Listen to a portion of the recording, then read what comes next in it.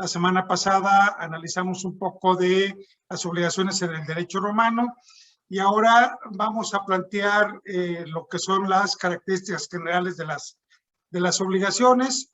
Estas características están planteadas por unos autores peruanos, ¿sí? Y en ese contexto, aquí después les comparto la bibliografía, pero creo que es importante que retomemos algunos elementos que son los denominados conceptos jurídicos fundamentales.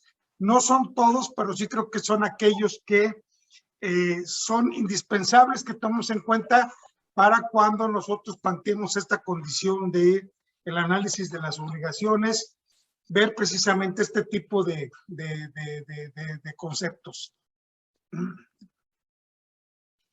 Bien, lo primero que quisiera es plantear que tenemos que reanalizar o retomar un poco lo que es el supuesto jurídico, la consecuencia jurídica, la llamada cópula de deber ser, el análisis de los sujetos del derecho, el objeto del derecho y la relación jurídica. Entonces, esto lo voy a plantear muy brevemente. Se supone que esto es de teoría general del derecho, no corresponde propiamente a la teoría de las obligaciones, pero que de alguna manera creo que debemos de tomarlo en cuenta. Más adelante quizás planteemos alguna condición de litigio estratégico y en ese contexto poder retomar algunos elementos de la teoría del caso aplicada a la materia civil, que también es válido porque la teoría del caso es una metodología de trabajo, no es exclusiva del derecho penal. Bien. Recordemos, el supuesto jurídico es una hipótesis. La ley no puede plantear la condición de ser tan específica que pueda plantear aquello que decíamos que era el caso de las vacas pintas, ¿no? Entonces, ¿qué es lo que hace la ley? Generalizar, decir, bueno, ¿cuáles son las cosas que más recurrentemente acontecen? La retomo y entonces creo una hipótesis que se encuentra prevista en la ley, ¿no? Por ejemplo, los contratos deben de ser fielmente cumplidos, ¿no? En ese sentido, lo que está planteando la ley es que una vez que se ha configurado un contrato, todas las partes se encuentran obligadas a respetar los términos, condiciones y elementos que contrataron y a lo que se comprometieron. Es más fácil encontrar esto en la teoría del derecho penal. Por ejemplo, llegar y decir, bueno, el homicidio, ¿no? La hipótesis es, comete el delito de homicidio el que priva de la vida a otra persona. Comete el delito de robo el que se apodera de un bien ajeno mueble sin el consentimiento de quien tenga derecho a él. Y también, por ejemplo, podemos decir, bueno, los mexicanos tienen la obligación de pagar, de contribuir a los gastos del Estado en la forma proporcional y equitativa que establecen las leyes. Entonces, todas estas son hipótesis normativas, ¿sí?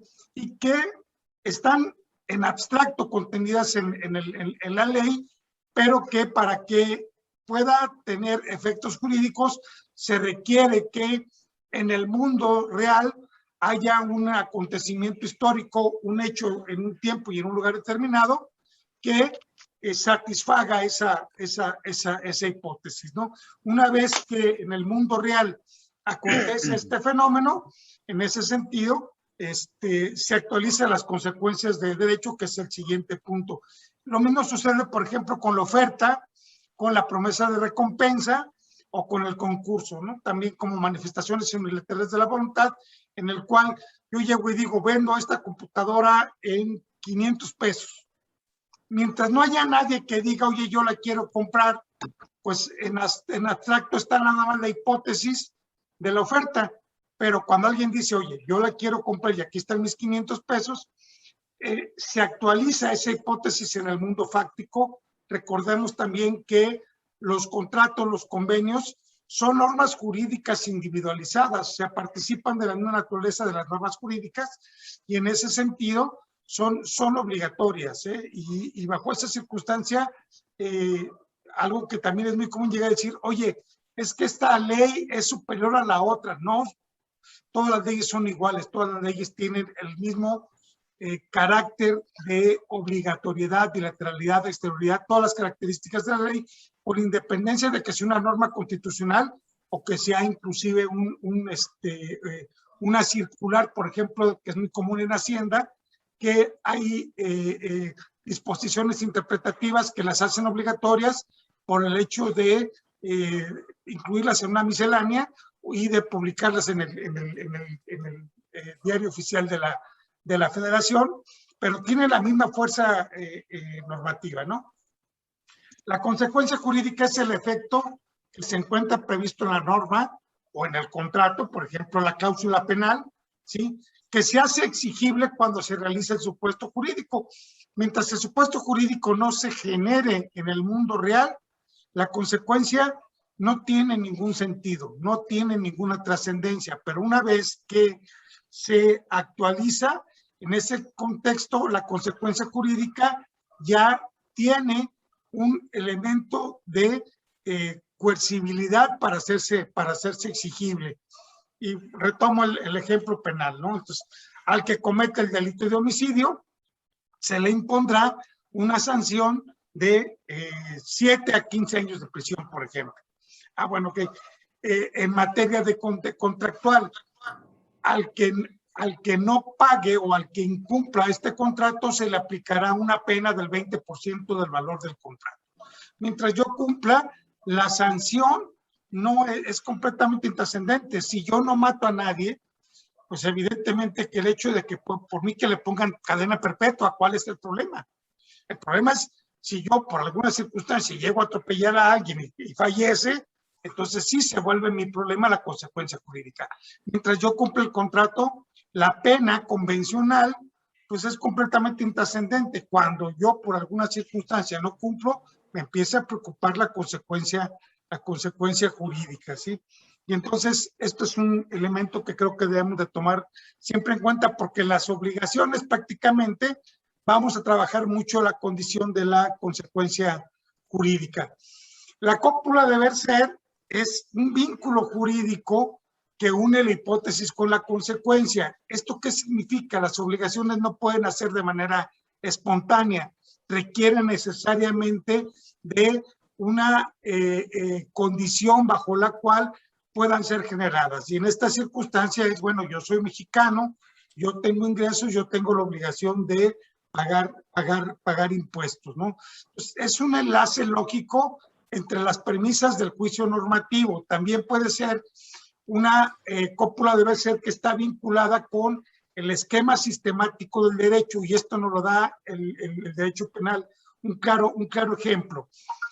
El decálogo establece no matarás. La ley penal no prohíbe matar, lo que te dice es comete el delito de homicidio el que priva de la vida de otra persona. Y en otro dispositivo, dentro de un sistema normativo, establece la consecuencia. Al que prive de la vida a otro o al que comete el homicidio, se le impondrá una sanción privativa de la libertad de 7 a 15 años, más multa, más una serie de elementos. Entonces, ¿por qué me hago acreedor a la sanción penal?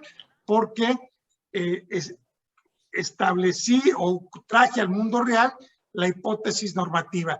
Y hay este elemento abstracto, este elemento de vinculación que es completamente etéreo, no es una condicionante que pueda ser palpable. Y en ese aspecto también recordemos que el derecho trabaja mucho con elementos conceptuales.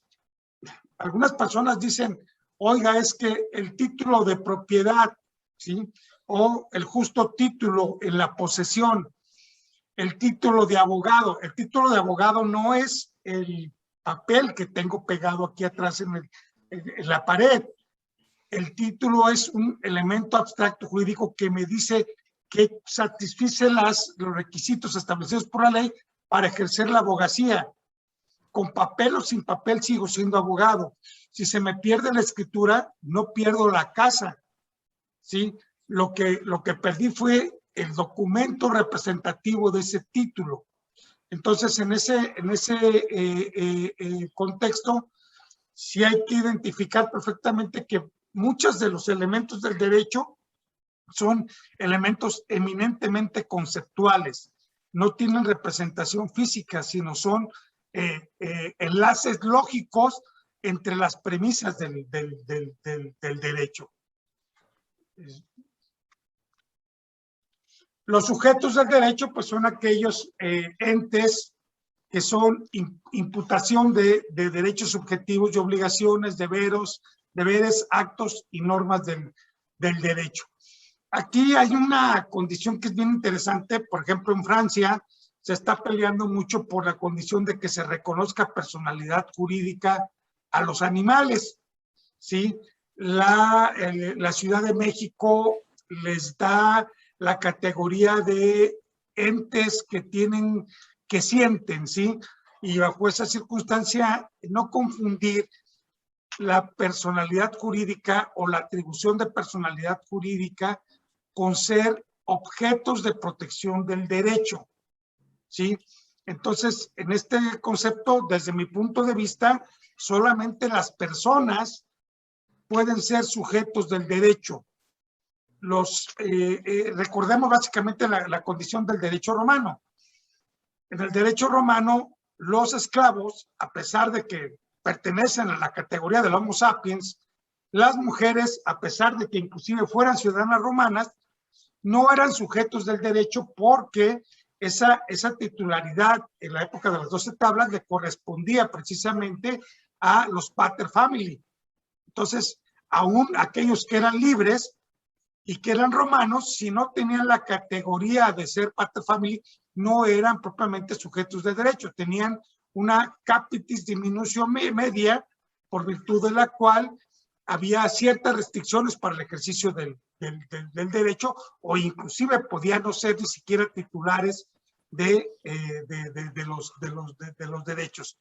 Entonces, básicamente, el sujeto del derecho es aquella persona que tiene la capacidad de obligarse y que como consecuencia es sujeto primero de derechos subjetivos, ¿sí?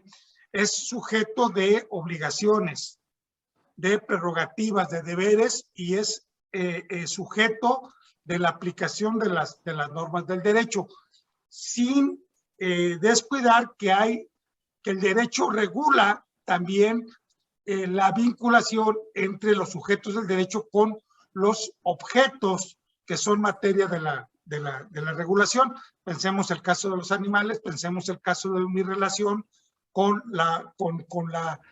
el derecho real de propiedad. Esto es mi vínculo que hay entre mi persona como sujeto del derecho con el objeto del cual soy propietario, ¿sí?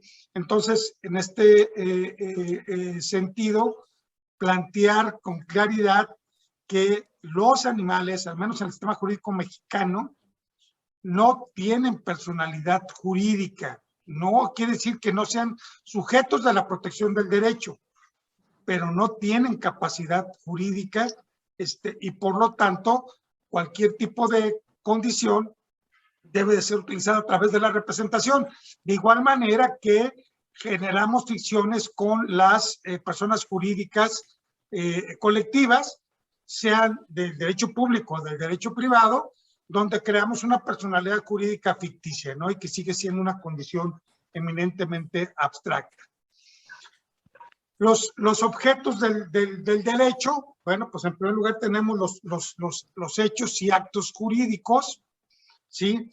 Que son fenómenos acontecidos en la naturaleza, en un tiempo y en un lugar determinado, que tienen consecuencias jurídicas. Y bajo esa circunstancia dividimos en la teoría clásica los hechos jurídicos y los actos jurídicos. Los hechos jurídicos son aquellos hechos del hombre, de la naturaleza, que tienen consecuencias jurídicas, pero que no se hacen con la intención de propiciar las consecuencias de derecho. Pensemos, por ejemplo, yo siembro un árbol a menos de 1 metro de la barda del vecino y ese árbol con sus raíces tumba la barda, ¿no? Entonces es un hecho de la naturaleza, pero que va a tener como consecuencia que yo tenga que resarcir los daños ocasionados. El acto jurídico, por el contrario, tiene la intención de generar la consecuencia del derecho. Yo quiero comprar una casa porque quiero ser el titular del dominio de ese bien raíz, ¿no?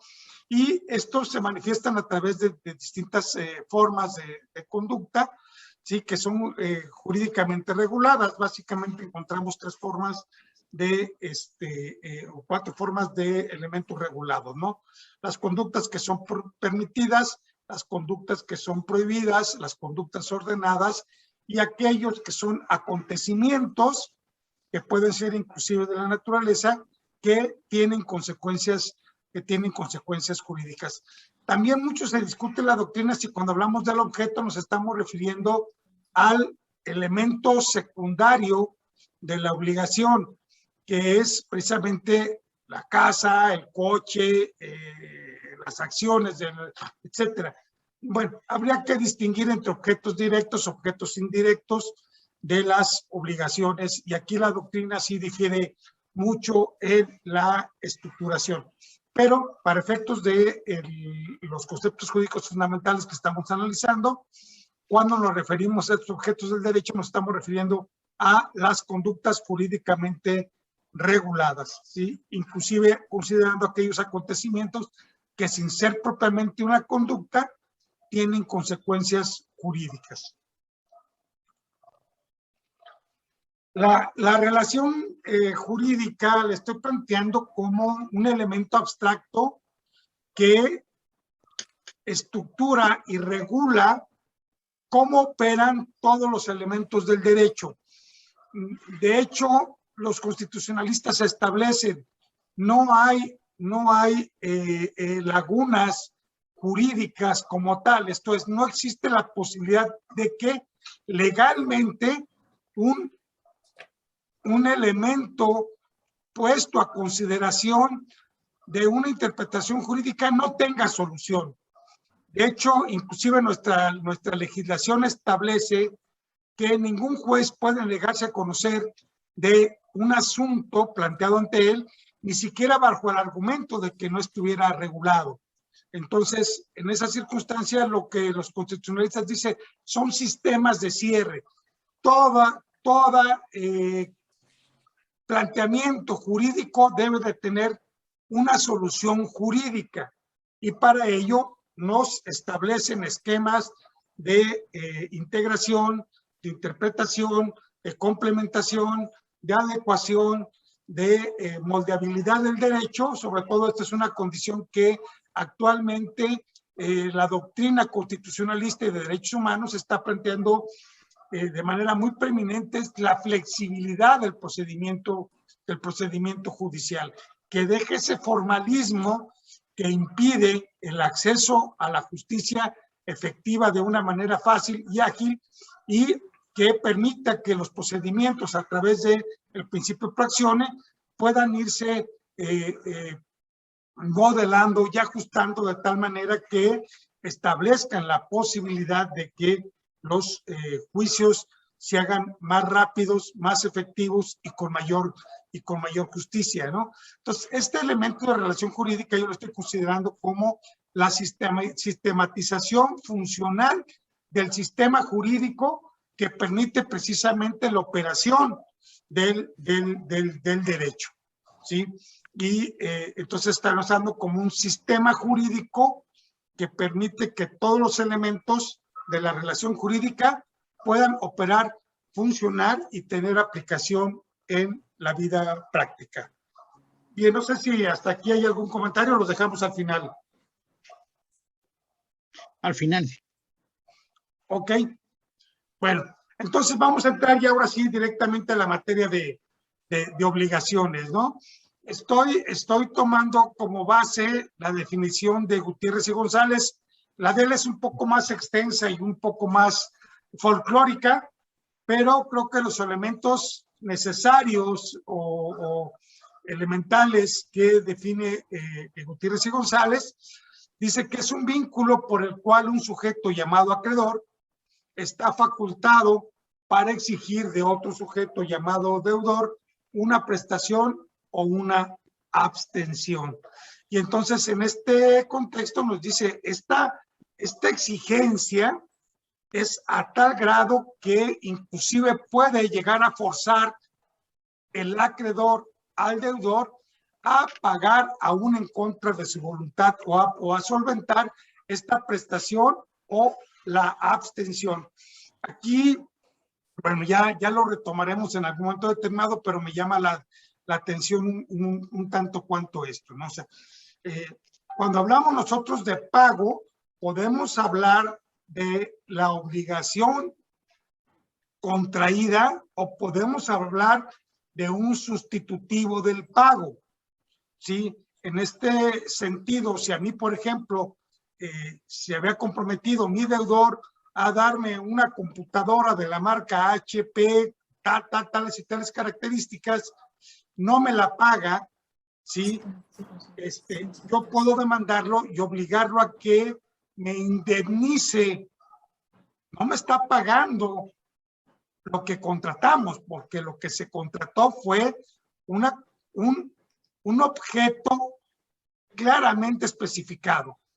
Si yo lo tengo que demandar y ese objeto lo destruye, puede ser que, por ejemplo, ya me vas a demandar, ok, mira, para que veas, y rompe la computadora, la destruye, la inutiliza, ¿sí?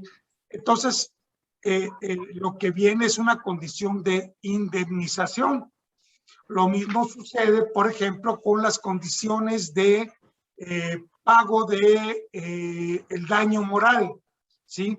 No estamos hablando aquí propiamente de que quien me ocasionó un daño moral y que por lo tanto a través del ejercicio de lo que llama derecho indemnizatorio Gutiérrez y González, me va a pagar lo que valga mi honor, lo que valga mi pena, no.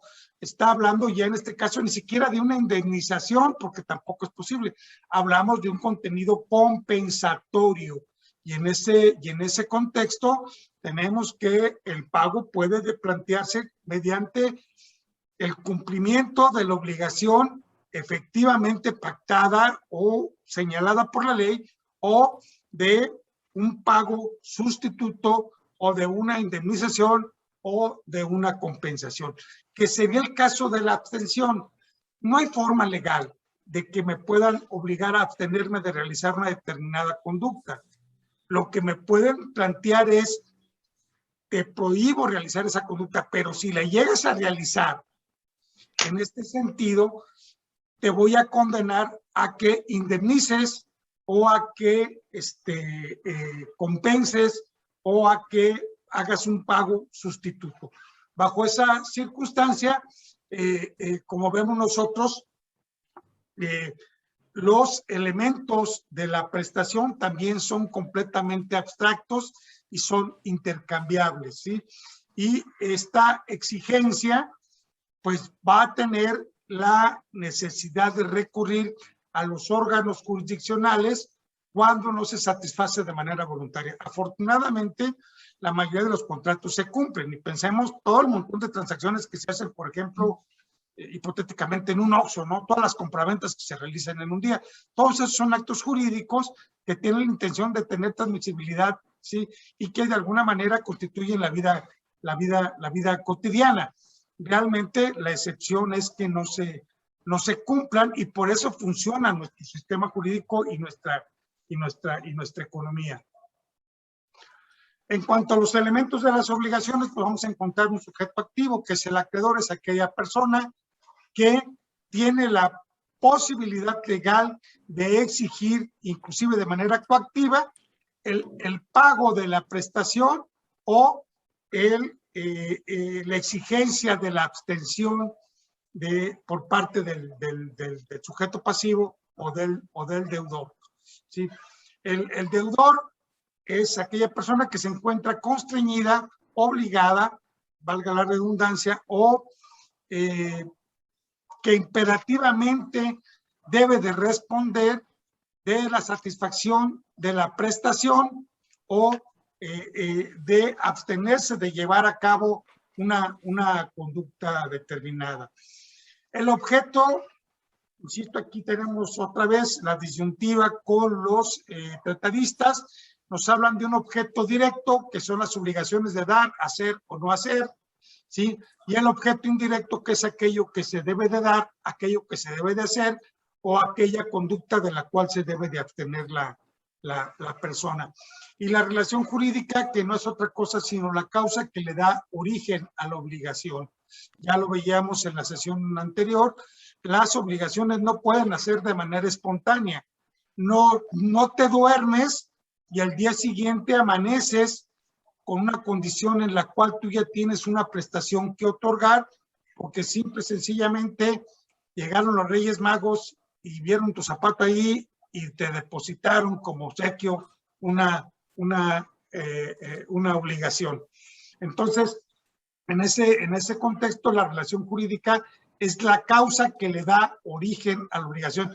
Puede ser desde la propia ley y el hecho jurídico. Pensemos, por ejemplo, en la condición de que para el pago de impuestos yo tengo que obtener una utilidad, tengo que tener un ingreso gravable, ¿sí?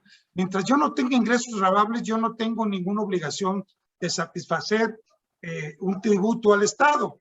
Pero una vez que yo obtengo un ingreso gravable, nace mi obligación de pagar el impuesto. Si yo voy al Oxxo y compro una Coca-Cola, ¿sí? Por ahí mucha gente dice, yo no pago impuestos. Es falso, todos pagamos impuestos. Simple y sencillamente todo el IVA que pagamos como consumidores finales, pues estamos haciendo un pago de los impuestos. ¿Por qué? Porque estamos incurriendo en la hipótesis jurídica que establece la ley del pago del impuesto al valor agregado, que es un impuesto al consumo. Yo consumo, yo tengo que pagar el 16% de ese consumo como impuesto al valor agregado, y entonces esa causa, ese aspecto abstracto de haber yo incurrido en el hecho jurídico y la obligación es lo que conocemos como causa generadora de la obligación o relación jurídica que le da nacimiento. En cuanto a las características de las obligaciones, ¿sí? Yo encontré, entre otros autores, estos autores peruanos, pero también está planteado por Regina Villegas, y nos dice que estas son las características de las obligaciones. Son heterónomas, bilaterales, coercibles, exteriores, tienen una condición, una génesis o una causa generadora, tienen eficacia, son comprensibles, un elemento que es la patrimonialidad, que lo vamos a discutir más adelante, y una duración específica. Vamos a pasar a ver cada uno de estos elementos, ¿no? Bien, comentábamos entonces en relación con la heteronomía, que la obligación puede nacer de la voluntad, pero una vez que es creada, desaparece la autonomía. Y poníamos el ejemplo de que en la recompensa o en el concurso, bajo ciertos parámetros, yo puedo estar modificando los términos y las condiciones de la oferta del concurso, de mi manifestación unilateral de voluntad. Pero una vez que hay alguien que satisfizo el elemento, una vez que hay alguien que ya cumplió con el requerimiento, en ese momento se genera la condición de que yo ya no puedo modificar absolutamente nada si no es con el consentimiento de la otra parte. Y en este contexto, pues puede darse a lo mejor una condición de innovación, ¿sí? Y decía que esta condición de heteronomía plantea el nacimiento de un principio general de derecho, que es el pacta sunt servanda, y que implica que la validez del cumplimiento de los contratos no puede quedar al arbitrio de las partes contratantes y que los contratos deben de ser fielmente cumplidos en consecuencia. ¿Sí? Bajo esa circunstancia, forma... Como que no me compró los cambios y luego me fue a la computadora y no quiere imprimir. No, ya pasó Tania. Otra vez, ya le mandé un mensaje a... Bueno, aquí ya le puse en el mute. Y hacíamos una referencia a los contratos de adhesión, y yo refería una experiencia en el sentido de que me indican en la universidad que tengo que obtener una tarjeta de débito con las características de ser una cuenta de nómina. Cuando llego al banco, empiezo a leer y había varias cláusulas completamente ventajosas para el banco, y una de ellas en particular hacía referencia a que en una de ellas se establecía que yo le daba facultades al banco para que en el caso de que yo le debiera alguna cantidad al banco por cualquier concepto, lo autorizaba y facultaba para que dispusiera de mi dinero, ¿sí? Para el pago de la deuda sin mayor trámite y sin mayor requisito, ¿sí? Y comentaba que en ese contexto yo le puse que no estaba de acuerdo con esa cláusula y puse una rúbrica al margen del contrato y que los empleados bancarios se molestaron. El jurídico determinó al final de cuentas, según ellos, dijeron que no importaba que yo hubiera puesto o asentado esa condición, que de alguna manera se tendría por no puesta porque es un contrato de adhesión y en ese sentido el contrato se admite o completamente en su integridad o se rechaza en completo en su integridad. Yo lo que establecí, bueno, al final de cuentas ya dejé asentada mi inconformidad con esa cláusula y que de alguna manera podía plantear yo la situación de que estaba siendo forzado a aceptar las condiciones de un contrato habiendo un vicio de la voluntad, porque es muy claro, o sea, dice, la única forma que te puedo pagar es a través de un contrato de una cuenta bancaria, no te puedo pagar ni en efectivo ni en cheque, ¿sí? Y en segundo lugar, pues todos los bancos tenían ese contenido de cláusula, que además retoma una cosa que es bien interesante y se los dejo a los laboralistas, ¿sí? La cuenta de nómina, dice la Ley Federal del Trabajo, hasta donde yo recuerdo, que el salario no es objeto de descuentos más que los precisamente establecidos. Y el argumento del banco es, oye, es que una vez que ya se depositó en tu cuenta, ya dejó de ser salario. Yo creo que sí sigue siendo salario, ¿no? Participa y esa naturaleza se traslada, ¿sí? Precisamente porque la función del salario es la supervivencia del trabajador. Pero bueno, ya eso es materia laboral. Adelante, Gus. Tienes tu micro cerrado. Específicamente en relación a esa provocación, me parece que una vez que se paga, no es el salario, es el pago, ¿sí? O sea, lo que no es materia de descuento es el pago del salario, no lo que integró el objeto del pago del salario, me parece, ¿eh? Bueno, creo que valdría la pena alguna discusión en ese sentido. Y finalmente, el argumento que establecía Lupita en su comentario de que existe una cláusula en ese tipo de contratos, sobre todo los bancarios, de que el banco se reserva el derecho de modificar, ¿sí? En cualquier parte del contrato y se tendrá por aceptado por el simple hecho de que nos hagan una notificación respecto de los cambios, ¿no? Y en este contexto, bueno, creo que el argumento que dan los bancos es que supuestamente esos cambios tienen autorizados por el Banco de México, pero esencialmente son cambios que son completamente ventajosos para las instituciones de crédito y que, dado el sistema bancario que no nos permite tener alternativas distintas, y todos pues son prácticamente un monopolio y un dumping en el cual pues, se ponen de acuerdo entre ellos para no competir con la anuencia del Banco de México y no hay banco que ofrezca una condición de libre negociación.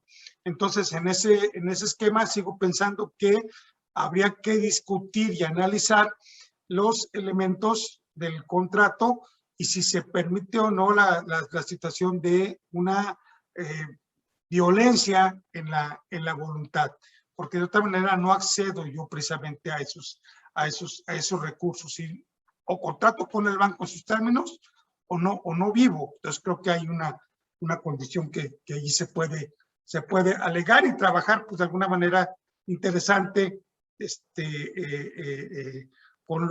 con las instituciones de crédito. Bueno, la bilateralidad está planteada en que el contrato o la obligación siempre impone derechos y obligaciones respecto de las partes. Aún aquella obligación que nace de la ley, ¿sí? Tenemos una obligación genérica de cualquier acreedor. ¿sí? El acreedor se encuentra obligado a no impedir el cumplimiento de la prestación. Entonces, cualquier condición de generadora de una obligación impone cargas y derechos y obligaciones recíprocos entre las partes, ¿no? Entonces, impone un deber a favor de una persona determinada o susceptible de ser determinable respecto de una conducta y de un objeto determinado o susceptible de ser determinable, pero también impone obligaciones a el acreedor en el sentido de que en primer lugar, no puede simular el acto jurídico, está prohibido simular el acto jurídico. En segundo lugar, no puede impedir el cumplimiento de la obligación. Y, por ejemplo, este es un caso muy claro entre los prestamistas, ¿no? La gente que presta dinero, a veces su intención no es recuperar el capital, sino que se sigan generando los intereses. Y en ese sentido, sí, usualmente tratan de poner obstáculos al cumplimiento de la obligación para seguirse beneficiando del pago de los intereses. Pero creo que aquí sería oponible precisamente también esta condición de el incumplimiento o la cláusula no ad impleti contractus implica que cuando una de las partes incumpla con una de sus obligaciones, ¿sí?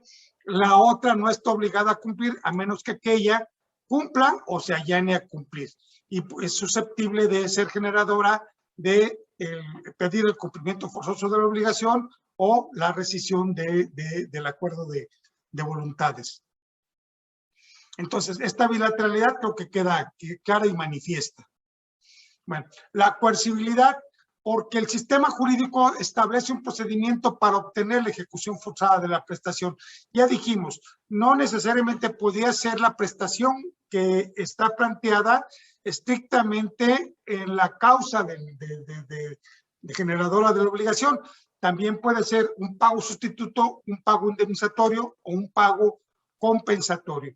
Pero de cualquier manera, siempre plantea que hay un mecanismo o una vía para hacer exigible la ejecución de la forzada de la prestación, que es una de las características de la obligación. Ya dijimos, la coercibilidad también es una característica de la ley y que recordemos que las obligaciones y los contratos, sobre todo, son normas jurídicas individualizadas y por lo tanto gozan de esta característica de coercibilidad.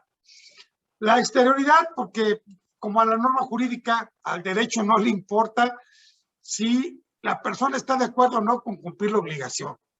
¿Sí? No estoy, si estás de acuerdo o no estás de acuerdo, no me interesa que cumplas con el deber impuesto. Y bajo esa circunstancia, yo estando de acuerdo o no estando de acuerdo, de buena gana o de mala gana, yo me libero de la obligación y de las consecuencias jurídicas que tiene el incumplimiento de la obligación con el otorgamiento de la prestación de vida, aun y cuando yo la piense que es excesiva, no esté de acuerdo, ¿sí? O me lleven a cumplir aún en contra de mi voluntad. Bueno, las obligaciones jurídicas, decíamos, hay una génesis, no pueden nacer solas, ¿no? Toda obligación jurídica nace mediante las formas y los casos previstos en la ley y no pueden ir ni más allá de la ley ni ser contrarias al derecho. Los actos celebrados al tenor de leyes prohibitivas son nulos, ¿sí? Bajo esa circunstancia, cualquier obligación que sea contraria a la ley es nula y por lo tanto carece de eficacia. Y decíamos, no se pueden generar obligaciones por generación espontánea. Tiene que haber forzosamente una condición en la que haya un origen o una causa determinante del nacimiento de la obligación. La obligación tiene que tener la característica de eficacia, tiene que ser válida. De otra manera se encuentra afectada de nulidad y la obligación afectada de nulidad no es exigible por sí. Puede ser que la nulidad traiga como consecuencia el pago de daños y perjuicios, traiga como consecuencia la imposición de una sanción, pero la obligación por sí misma no puede ser exigible porque carece de eficacia. Y pensemos, por ejemplo, pues los negocios entre narcotraficantes, ¿no? O sea, al final de cuentas, oye, te venden 1 kilo de metanfetaminas, de fentanilo, no puedo acudir a los tribunales y llegar y decir, oiga, dice que tal narcotraficante no me cumplió con la entrega de la droga, ¿no? ¿Por qué? Porque ese objeto está fuera del comercio y por lo tanto la obligación generada está afectada de nulidad y por lo tanto no es exigible, no es eficaz. Esto puede tener como consecuencia, ¿ya?, de que tal vez me pongan una pena de prisión, me pongan una multa, me pongan una sanción, o yo tenga que resarcir de alguna manera esta condición o retribuir aquello que hubiese obtenido, pero la obligación por sí misma resulta ineficaz y por lo tanto no puede ser exigible. Por regla general, salvo convenio de las partes o prohibición expresa de la ley, ¿sí?, o cuando la obligación implique condiciones de carácter personalísimo como nombre, como estatus civil, como nacionalidad, aquellas condiciones inherentes a la personalidad no son transmisibles, pero sus efectos económicos sí son transmisibles. Si pensamos, por ejemplo, la imagen de un artista, ¿sí?, su imagen, su persona, su nombre, su marca, digámoslo así, en términos generales no son transmisibles, pero sí sus derechos económicos. Pero yo no puedo transmitirle, por ejemplo, mi estado civil a un tercero. No obstante que el estado civil, como el caso del matrimonio, llega a generar derechos y obligaciones entre los consortes. No se valdría aquella condición del chiste que dice que castiga a mi esclavo porque es como si me castigaras a mí, ¿verdad? Entonces, en ese contexto, la regla general es que todas las obligaciones son transmisibles. Hay inclusive un capítulo que nos habla de la transmisión de las obligaciones, tanto pasivas como activas, tanto cesión de derechos como cesión de deudas, ¿sí? Y que, salvo por prohibición expresa o de las partes, porque así lo pacten, ¿sí? Por ejemplo, pensemos en aquellos mandatos que son irrevocables, o pensemos en aquella condición de no vender o ceder a persona determinada. Bueno, pero la regla general es que son transmisibles, salvo los casos en que la ley prohíbe su transmisión por causa misma de la ley o por disposición de las partes. Bueno, la patrimoniabilidad, encontramos dos teorías, ¿sí? Aubrey y Rao, que dicen la obligación puede tener un contenido no patrimonial, perdón, Aubrey y Rao dice la obligación debe de ser necesariamente patrimonial, no existen obligaciones que no tengan un contenido patrimonial. Yo creo que hay una serie de elementos no patrimoniales que pueden estar planteados en condiciones de que no sean necesariamente de contenido patrimonial. Y pensemos, por ejemplo, el respeto a los derechos humanos, lo que tenga que ser, no solamente desde la autoridad, sino inclusive desde el particular. Yo no puedo someter a un contrato de esclavitud a un tercero, ¿sí? Si yo genero una condición de discriminación, puedo ser sujeto de una sanción. Entonces, aquí el contenido, si bien es cierto que la obligación puede ser sustituida por una indemnización o por una compensación, creo que esto es como consecuencia del incumplimiento, no de la obligación por sí misma, ¿sí? Entonces, yo plantearía, como von Jhering, que la obligación puede no llegar a tener un contenido no patrimonial, Cosa distinta es que la obligación pueda ser sustituida o pueda ser reemplazada o pueda tener una consecuencia de carácter patrimonial, ¿sí? Que además, inclusive, por ejemplo, mi obligación de respetar la vida del otro, ¿sí? Puede generar la consecuencia jurídica de que sea privado de mi libertad y yo no pague la indemnización, yo no pague la reparación del daño, yo no pague la multa, ¿sí? Y entonces esa condición de patrimonialidad pues desapareció y quedó pagada, valga la expresión, con una condición personalísima como es el caso de la libertad, ¿sí? Y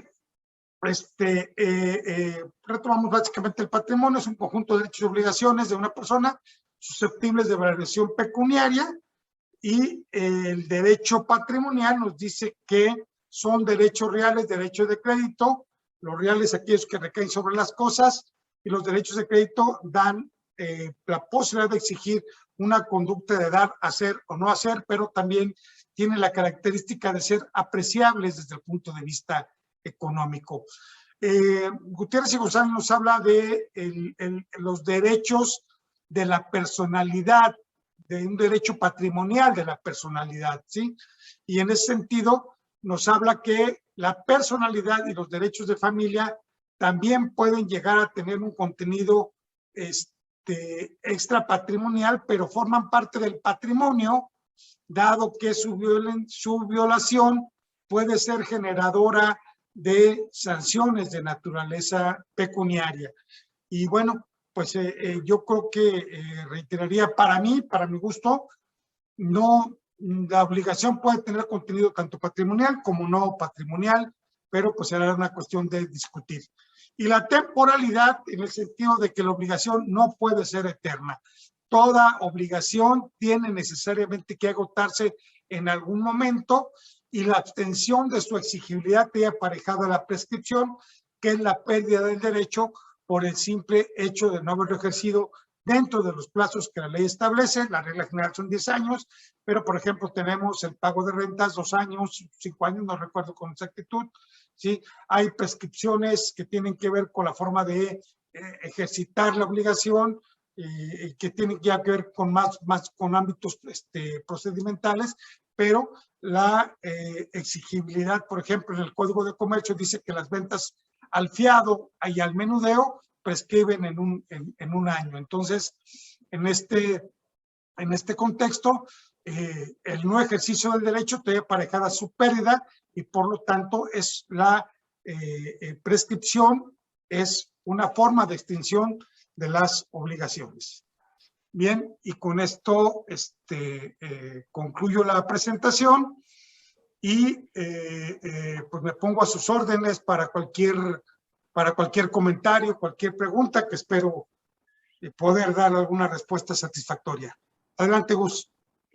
Nada más por lo pronto, en relación al último punto, si nos ponemos a pensar, la Corte ha establecido que hay obligaciones que no tienen temporalidad, como es el caso de las obligaciones alimentarias. Ha establecido últimamente que no prescriben, son imprescriptibles. Ahí tenemos una cuestión, pues, ¿no?, que se está planteando, y si bien puede resultarnos incluso aberrante, lo cierto es que la doctrina tiene que explicar el derecho en sus normas y en su interpretación cuando se establece como interpretación obligatoria, ¿no? Y en ese sentido, bueno, habría que decir tal vez que no toda obligación, o hay excepciones a este planteamiento de que toda obligación puede extinguirse con el simple transcurso del tiempo. Bueno, en ese sentido yo lo que alegaría sería de que para que surja la obligación de dar alimentos se requiere de una condición de necesidad. Una vez que se agota la necesidad, ya no es exigible la obligación. Y en ese sentido, ¿qué es lo que sucede? Que cada vez que se genera la necesidad, y pensemos en esos pagos periódicos, ¿sí?, Cada mes se está dando la hipótesis jurídica que genera el nacimiento de mi obligación. Y una cuestión es que, vamos, ¿a qué me refería yo con prescripción? Los alimentos futuros son imprescriptibles simplemente porque no se ha generado la causa que le da origen, pero los alimentos caídos, los alimentos vencidos, sí son prescriptibles. Si yo no pagué el alimento del 2010, no puedes venir en el 2021 a decirme, oye, págamelo, porque la obligación, desde mi punto de vista, se vuelve natural. Los alimentos son imprescriptibles en el sentido de que si hoy, por ejemplo, mi hijo ya no necesita alimentos, le dejo de dar su pensión, pero cuando cumpla 50 años, mi hijo tiene un accidente, se encuentra imposibilitado para proveerse de su subsistencia, bajo esa circunstancia renace por ese fenómeno fáctico la hipótesis jurídica que da nacimiento a la exigibilidad del pago de una pensión alimenticia. No sé si coincidamos en eso. Pero no, reviro, lo que han establecido últimamente es que, para poner el supuesto, un muchacho, un niño que nace, crece, se desarrolla, nunca conoció a su papá y de repente conoce a su papá. Aparece el papá 25 años o 30 años después y lo que recuerdo haber visto por ahí, incluso Lupita Rangel lo comentó también el otro día que estábamos platicando de esto, dice lo que estableció la Corte es después de 25 años puede demandar el pago de los alimentos que no le pagaron, que no le pagó el padre y que satisfizo de otra manera, pues, ¿sí? Entonces, nada más apuntado, a reserva de buscar la tesis y ponerla sobre la mesa. Bueno, aquí estamos ya en planteamiento, ya lo decíamos, la nueva modalidad de los derechos humanos. Es como que los delitos de lesa humanidad son imprescriptibles para el derecho penal internacional, ¿no? Es exactamente la misma condición. Es esta nueva interpretación de la teoría de las obligaciones a la luz del derecho humano y que tendría que ver, yo creo que más que con una condición de imprescriptibilidad, es yo debo de permitir que se sancione a aquella persona que fue desobligada, con una especie de sanción por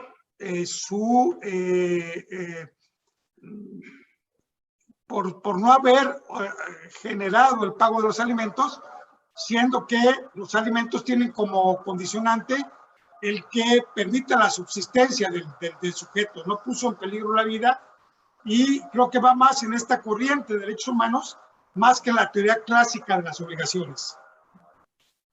Ok. ¿Alguna otra persona que quiera participar?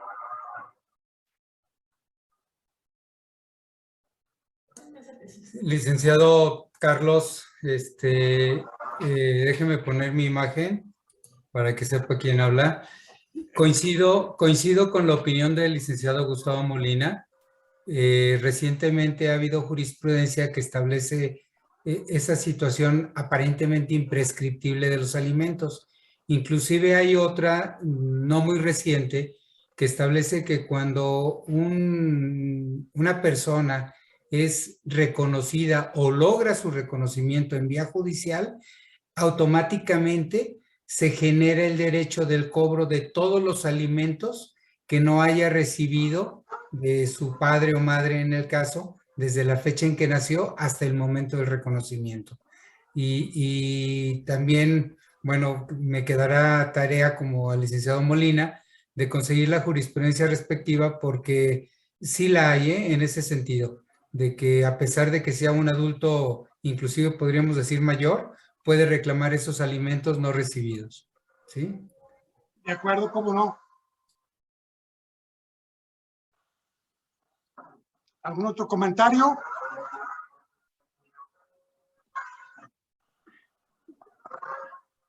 Adelante, Gus. Otra vez, pero me voy mucho más para atrás. Lo primero que estábamos planteando, o que estuviste planteando, Carlos, que es en en relación a los hechos y actos jurídicos. Hiciste una referencia a lo que la doctrina tradicionalmente ha establecido, la diferencia entre hecho jurídico y acto jurídico, como diciendo, hecho jurídico es aquel supuesto en donde no voluntario, pues, ¿no? Sí, como si el requisito fuera la ausencia de voluntad. Y me parece que ese enfoque es un enfoque conceptualmente equivocado. Me parece que la diferencia entre un hecho y un acto jurídico no es si hay o no la voluntad, sino si la voluntad es jurídicamente relevante o no la es. Es decir, si el supuesto normativo exige la presencia de la voluntad, es un acto jurídico. Si el supuesto normativo no exige la presencia de la voluntad para producir sus consecuencias, entonces es un hecho jurídico. Pero eso no quiere decir que no haya la voluntad, puede haberla, ¿sí? Y es una mera precisión conceptual que me parece que puede ser relevante, ¿sí? De acuerdo, bienvenida a la precisión. Yo creo que esto tiene que ver más en cómo se desarrolla el manejo del concepto, ¿no? Yo no quise profundizar porque no era un tema, creo que es un tema que tiene que ver con teoría general del derecho, no tanto con el de las obligaciones, pero como los hechos jurídicos son fuente de las obligaciones, entonces quise traerlo para enmarcar valga la expresión, el marco teórico del tema. Sí, y me quedó claro. Pues si no, Tal vez un último comentario en relación a, hiciste la mención, y coincido, entonces no hay bronca, hiciste la mención de que los contratos son normas jurídicas obligatorias como cualquier otra, y estoy totalmente de acuerdo. Sin embargo, con motivo de un asunto que hoy precisamente estaba viendo, a esta concepción así, la cuestión, el tema de la teoría de la imprevisión mete un ruido, pues los contratos son obligatorios, igual que cualquier norma.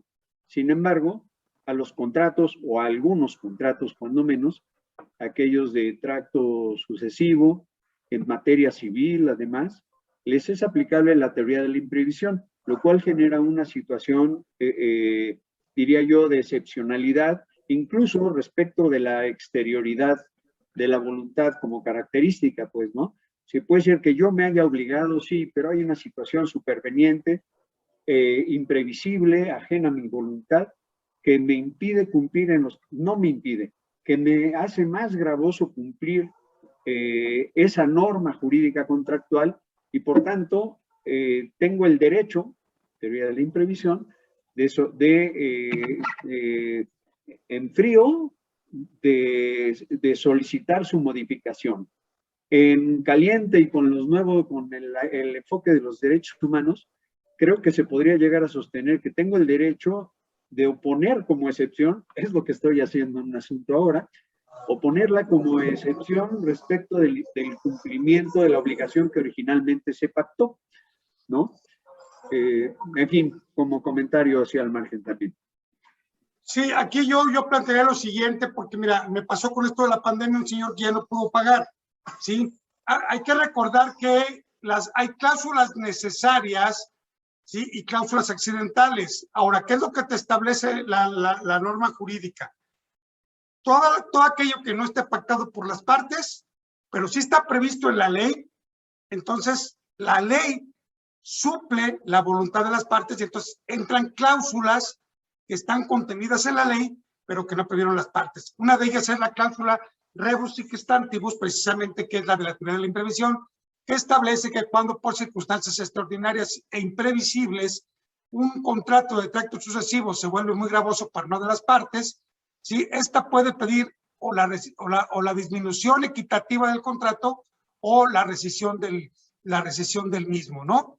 Entonces, bajo esa circunstancia, habría que ver si es que realmente se está violentando la voluntad de las partes o está operando por Ministerio de Ley la inclusión de la cláusula rebus sic stantibus en los contratos cuando las partes no lo hayan previsto. ¿Por qué? Porque si yo preví precisamente esta condición y en el contrato pongo que esto prevalecerá aun y cuando haya fenómenos o eventos extraordinarios ajenos a la voluntad de las partes, pues, aunque sea materia civil, esto se va a mantener, ¿sí? Y en este contexto es como el caso, por ejemplo, de yo no preveo lugar de pago. Ah, bueno, se supone que si no prevé lugar de pago, la ley te sustituye la voluntad y entonces debe de pagarse en el domicilio del deudor. Yo no preví la imprevisión. Creo que aquí lo que hace es que por Ministerio de Ley entraría la cláusula rebus sic stantibus en aquello que las partes no anticiparon o previeron. Bien, pues si no hubiera alguna otra cosa, les agradezco muchísimo y pues nos estaremos viendo el próximo martes si no tienen inconveniente en ello. Gracias por su participación. Buenas noches a todos. Buenas noches. Gracias, buenas noches. Gracias.